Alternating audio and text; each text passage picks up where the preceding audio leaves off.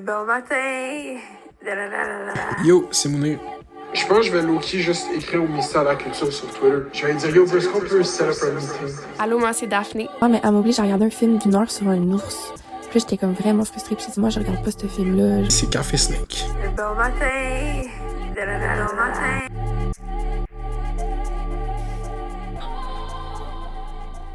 Bonjour tout le monde! Bienvenue à Café Snake. Aujourd'hui, c'est un épisode qui est disponible entièrement sur notre Patreon, patreon.com/Café Snake. Comme chaque épisode, une semaine sur deux, donc abonnez-vous pour avoir tout le temps du Café Snake. De quoi tu vas parler aujourd'hui, Daphné? Moi, je suis allée voir la pièce Rue du Plessis, Ma petite noirceur, donc l'adaptation du livre à succès de Jean-Philippe Plault, que je n'ai pas lu, faut que je le dise. Mais ça m'a donné le goût de penser, de parler du concept de transfuge de classe parce que c'est full à la mode depuis quelques années. Puis aussi de lier ça à ce qu'une universitaire américaine, Catherine New, appelle la Professional Managerial Class. Toi, Mounir, de quoi tu vas parler? Moi, je vais faire état du monde du streaming télévisé, de la télévision, mais à travers la lentille du sport, comme étant le plus gros véhicule d'audience en ce moment partout dans le monde. Fait que observer cette industrie de la diffusion du sport en direct et ses modifications et progrès à travers les années. Yeah, sans plus tarder. Les DG News. On a tous vu la CAQ a interdit le droit de prière dans les rues en réclamant la laïcité de l'État. Ok, mais moi j'ai une question pour le gouvernement de la CAQ. Le gars qui essaie de m'évangéliser au coin de Union puis de Sainte-Catherine à tous les jours, là, est-ce qu'il va se faire arrêter ou est-ce que la règle elle s'applique juste aux musulmans? Parce que, est-ce que c'est pour la laïcité ou c'est juste parce que vous êtes raciste? Bonjour. Bonjour. Vous affirmez solennellement de dire la vérité, toute la vérité. Dites « je l'affirme ».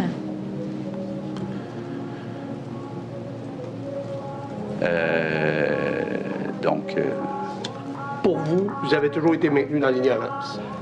absolument. Vendredi à 19h, je vais être avec Marie-Maxime. On va faire un live sur TikTok. Je vous suggère fortement d'être là parce que la vérité va exploser.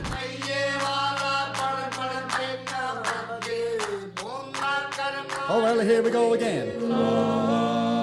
Monsieur, madame, bienvenue à Chypre. Let's go!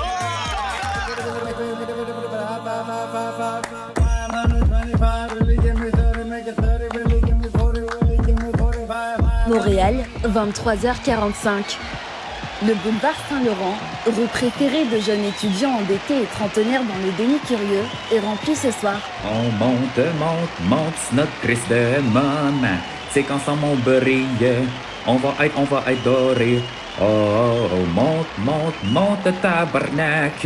Y a pas de fin impossible. On va être Raciste.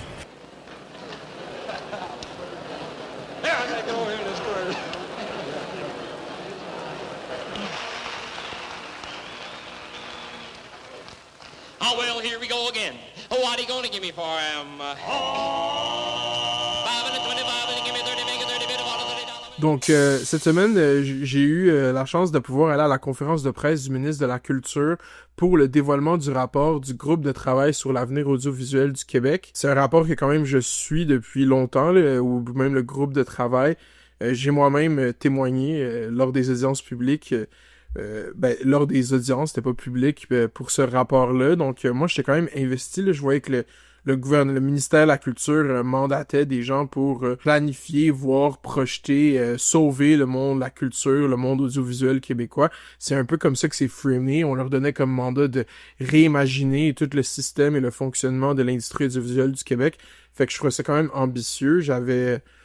Là, j'ai le document papier, là, je l'ai pas tout lu, là, c'est comme plus de 100 pages. Souffler les braises. C'est ça, souffler les braises. Daphné, elle aime vraiment le nom du je trouvais que c'était comme un pastiche de la poésie québécoise. C'est souffler sur les braises du feu de notre culture. Mais c'est pas souffler sur les braises, c'est souffler les braises. Puis honnêtement, j'ai trouvé comme qu'il y avait certains aspects intéressants, surtout sur la fiscalité de la chose par rapport au crédit d'impôt en production.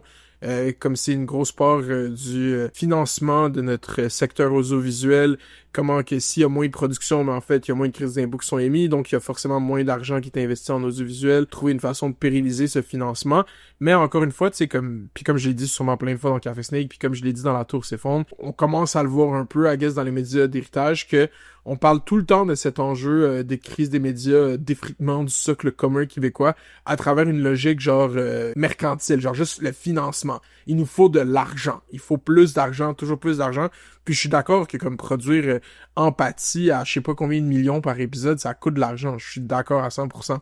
Mais en fait, c'est que c'est tellement pas le seul aspect qu'il faut considérer quand on parle de socle commun, imaginaire, pluriel, culturel. On utilise tout le temps les comme ou bien mots... de braise. Ouais, de braise, mais peu importe. Je trouve que à un moment, dans toute la conférence de presse, là, qui était par les deux coprésidents, donc Philippe Lamar, fondateur d'Urbania, et Monique Simard, qui était ancienne présidente de la SODEC, mais qui travaillait comme cadre dans plusieurs institutions culturelles, à un seul moment, comme on a abordé la qualité des productions ou des choix des compagnies de production et des diffuseurs, on a fait référence à une masse critique de production et c'est là qu'on va pouvoir atteindre peut-être le jackpot d'un hit, tu sais. Fait que c'est le seul moment... Fait que moi, je trouvais... Qu'est-ce qu'ils veulent dire par masse critique? Ça veut dire que plus on va injecter d'argent dans la production audiovisuelle, plus il va y avoir de possibilités qu'une série soit un hit. Fait qu'on est encore un peu dans la logique de comme la spéculation. C'est-à-dire, on veut produire le plus d'affaires possible pour avoir le plus de chances possible de justement faire Empathie ou faire Figures, tu sais, ou faire... Fait que c'est un poisson accroche à l'hameçon. C'est ça, genre. Fait que je trouvais ça comme quand même intéressant que ce soit la seule référence à ça. Moi, je suis d'accord, là. Le rapport aussi indique qu'il faut comme bonifier l'offre d'Hydro-Québec, mais comme réimaginer Hydro-Québec, Télé-Québec, comme étant comme l'espèce de plateforme médiatique du futur qui fait l'envie à tous les pays du monde, là. C'est comme ça que ça a été décrit dans la conférence de presse. Je suis d'accord, en fait, parce que juste là, si on pouvait un peu rajeunir le site d'Hydro-Québec, là, qui est comme diffusé en... D'Hydro-Québec? Encore une fois, des Télé-Québec. Je t'en redis, En ce moment, le site de Télé-Québec, c'est comme divisé en deux sites. Il y a comme un front site où il y a comme des articles, il y a du texte. Puis là, il faut que tu cliques sur la section vidéo qui t'amène sur un autre site qui lui ressemble plus à comme un Netflix ou un Crave, mais de Télé-Québec, mais c'est comme il est comme caché. C'est pas comme quand t'arrives sur Télé-Québec, c'est pas comme s'il y avait une grosse photo de comme du show que tu pouvais checker, l'indice McSwing, je sais pas quoi. C'est comme non, il faut que tu cliques sur plein d'affaires. Déjà, c'est comme contre-intuitif. Fait que juste ça devrait pas coûter des millions, à moins on est au Québec, là, faire un site web, des fois c'est difficile. Oui, juste rajeunir le site web, mais aussi, puis moi je pense que c'est une des affaires qu'il faut faire le plus important, puis j'ai pas lu le rapport au complet, fait que je sais pas si c'est pas mentionné, mais c'est la communication autour de l'accès aux leviers de production culturelle, genre. Parce qu'il y a plein de gens qui ont pas le capital bureaucratique pour comprendre comment soumettre participer à un dépôt de projet de Téléfilm Canada ou de Télé-Québec. C'est comme, il faut rendre l'information out there. Puis je sais qu'ils le font dans les écoles. Je sais que si t'étudies en télévision ou t'étudies en cinéma. De nos jours, il y a beaucoup de gens qui comme vont pas... Non, c'est très opaque. C'est ça, fait que tu sais, comme moi, je pense que ce serait une bonne chose de genre, OK, on veut que Télé-Québec produise full, on veut que Télé-Québec maintenant ait comme mandat de produire des films, déclencher en tout cas des films en focusant sur les 0.25. Puis ça, je pense que c'est quand même... ou 0.24, ça, je pense que c'est quand même... pas voir le scope d'à quel point que mettons, ma génération fait comme les plus vieux Gen Z puis les jeunes milléniaux sont aussi, genre... Les investis. C'est ça, fait que moi, j'aurais fait comme 0.35, ou même 0.40, là, parce que c'est comme... Ouais, 0.40. 0.40. Non, mais c'est comme ça qu'ils disaient les 0.24. Parce que l'idée, c'est que les 0.24, il n'y a pas d'incitatif pour produire pour eux parce que ils sont en dehors du marché publicitaire, que le marché publicitaire, c'est comme 25-45 ou tout comme même la première.